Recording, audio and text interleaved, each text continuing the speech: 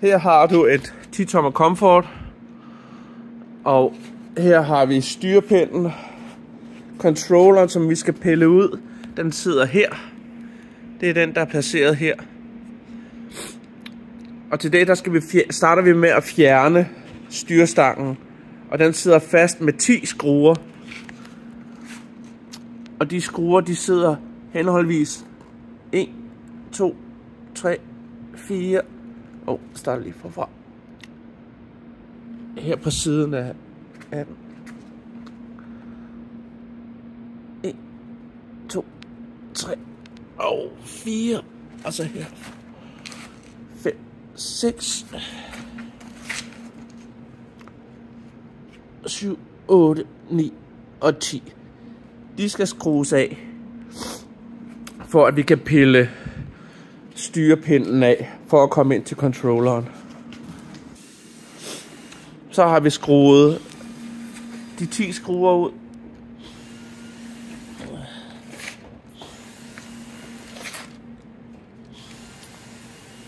Og så er det, vi kan pille styrepinden af.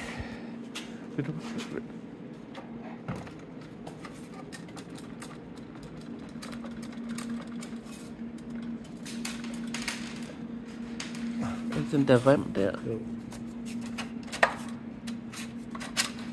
Ja. Således. Og så kan vi så komme videre ind til controlleren herfra.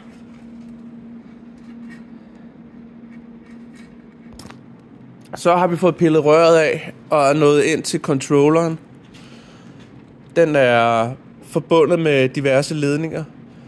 Og de ledninger, dem skal vi have frakoblet fra controlleren. Og der kan man simpelthen trække de her stik fra hinanden.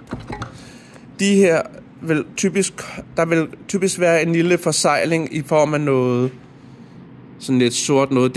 Det kan man med sikkerhed bare skære af og fjerne, og derefter kan man så trække den fri.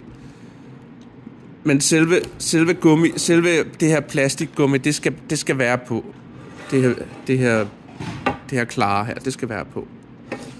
Men ellers således fjerner man controlleren. Og så sætter man den nye på de samme stik, der nu skal forbindes til controlleren.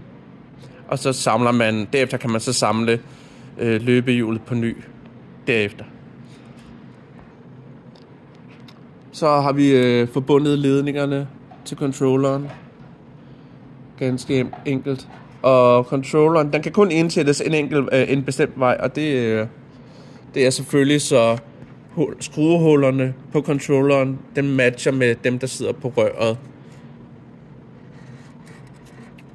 Og så kan man være smart og lige at skrue controlleren fast, bare lige med en enkelt skrue til at starte med.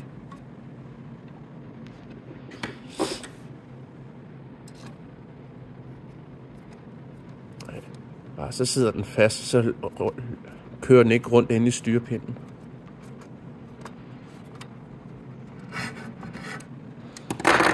Ja. Og så herefter, så skal ledningerne ligesom klemmes ned i hullet her, så de ikke kommer i klemme mellem styrepinden og det her område. Så. Nu sidder controlleren forbundet med stik inde i styrepinden. Det, der vi mangler bare, det er at montere de 10 skruer på plads igen. Og så er controlleren monteret.